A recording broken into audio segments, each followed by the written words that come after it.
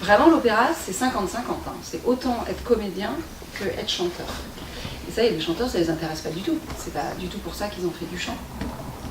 Moi, quand j'ai commencé, je faisais... Déjà, quand on fait du chœur, on peut alors très bien ne pas du tout faire d'opéra. Ouais. J'ai vraiment fait beaucoup de chœur. Puis, j'ai fait de la musique baroque. Donc ça, c'est typiquement Orphée, que vous avez étudié. La musique plus ancienne. Alors, il y a des opéras, mais à l'époque, moi, j'en faisais pas du tout. Je faisais que de la musique, ce qu'on appelle la musique sacrée. Donc la musique religieuse. Donc on faisait beaucoup de concerts. Et puis un jour, je me suis retrouvée dans les chœurs de la flûte. Donc ça, c'est le hasard total. Et là, je me suis dit, ça a l'air génial l'opéra. Et là, un monde s'est ouvert à moi parce que je ne connaissais pas du tout l'opéra. Et j'avais déjà plus de 20 ans. Je n'avais jamais été à l'opéra de ma vie. Et je me suis dit, c'est génial. Et du coup, voilà, j'ai eu envie, en fait, de faire du théâtre. Et pour le coup, moi, aujourd'hui, c'est parce que je veux faire du théâtre que je fais de l'opéra. C'est un autre chemin.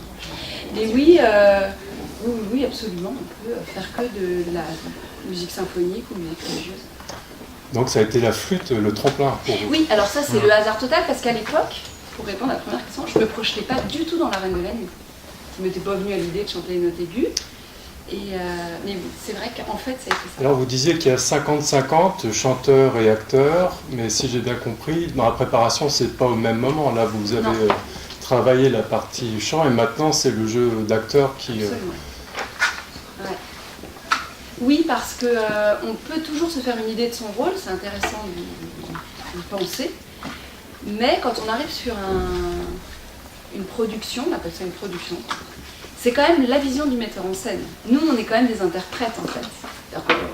On peut proposer des choses, c'est quand même un travail à deux, à plusieurs, mais c'est quand même le metteur en scène qui a son choix esthétique. Donc on peut avoir une idée, mais enfin, il va aussi nous en proposer une. Et vous pouvez orienter la vision du metteur en scène Oui. Ça dépend des metteurs en scène. Voilà. Et puis parfois, ça peut être un travail très collégial. Ça prend plus de temps. L'Orphée que j'ai fait l'année dernière, c'était ça. C'était vraiment de la création collective. Alors là, on est à 14 à décider ensemble. Inutile de vous dire que ça prend du temps parce qu'il faut se mettre d'accord. Finalement, quand il y a un chef, c'est le chef qui décide. Mais bien sûr, c'est jamais contre. Voilà, bon, enfin, comme tous les chefs, il y a des tyrans et d'autres tout à fait démocrates.